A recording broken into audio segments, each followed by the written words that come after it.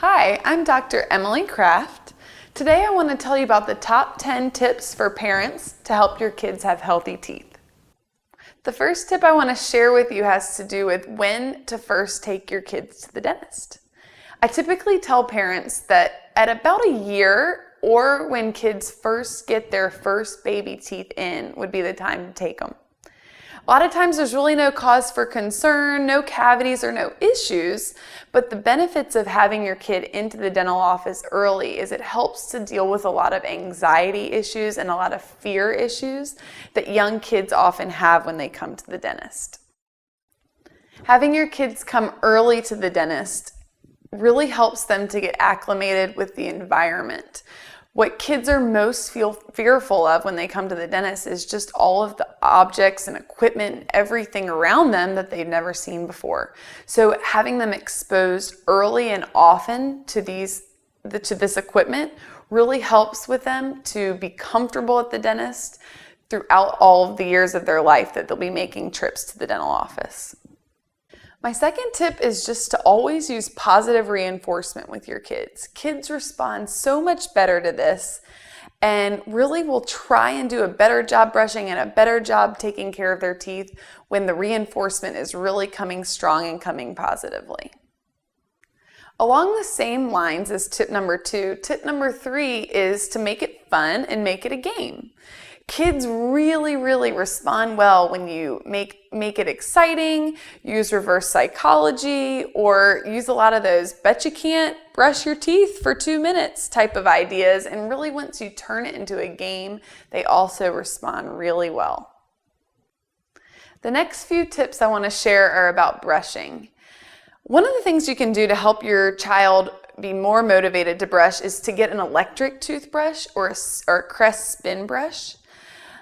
It might seem like it's not really that necessary, but they do a good job brushing these toothbrushes, but it also makes it really fun for kids when they get to use one. I find that kids brush longer, keep the toothbrush in their mouth longer, and do a better job of removing food and plaque when they're using an electric toothbrush.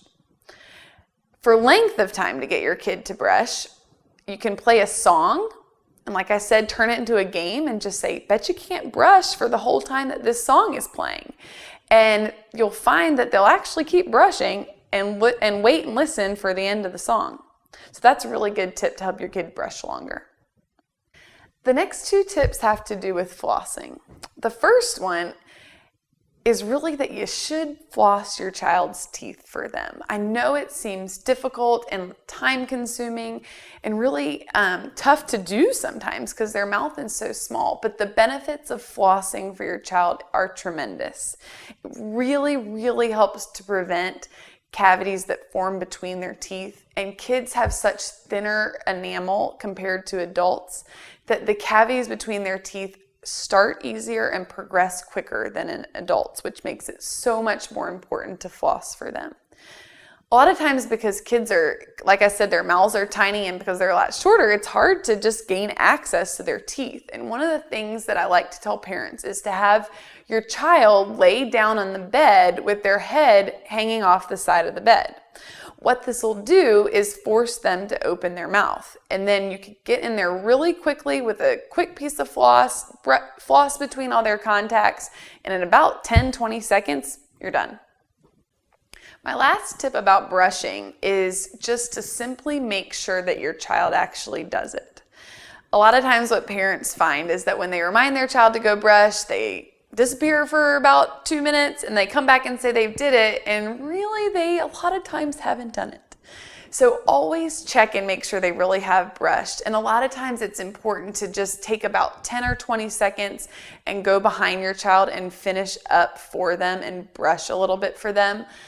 Kids, as they're developing, a lot of times don't have the muscle development or the manual dexterity to really do a comprehensive and good job brushing their teeth. So that's why it's so important for parents to follow up behind their kids with brushing. Another tip that I'd like to share has to do with fluoride toothpaste. I know everyone has their own opinions about fluoride, and what I would like to speak to is mainly one specific topic that has to do with fluorosis which is a condition that can occur if children swallow too much fluoride when their adult teeth are developing.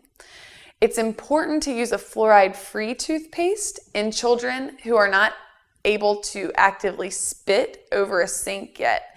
And it varies as to what age on different children you can introduce the fluoride toothpaste, but that's a general good rule of thumb for when to bring fluoride back into the toothpaste.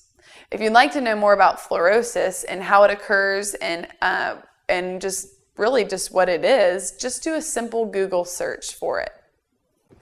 My last tip is about sippy cups and the effects that they can have on children's teeth. Sippy cups are great. I know they're great and kids love them, but it's really more about what's in them that can have harmful effects on the teeth. The main thing that you don't want to put into a sippy cup is juice or any liquid that has sugar in it. The problem with sippy cups is that the name says it all and that kids typically sip on them. It's the sipping and the constant sugar exposure over a long period of time that really increases the cavity rate in kids.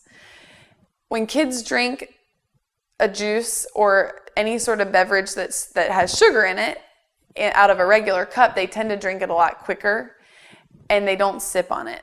When you sip on juice, say every couple minutes, it's constant sugar exposure that really is what causes the cavities that we see in a lot of kids. The other quick tip that I'll give you, which is kind of a bonus, is to not put your child to bed with a bottle with milk in it or with anything except for water. Water is really the only liquid that kids should have where they're going to sip on it or have constant access to it over a long period of time. In another video, I'll tell you about ways to whiten your teeth. If you like this video, give it a thumbs up. Feel free to leave a comment or share it with your friends. And check out my website at www.pecanparksmiles.com.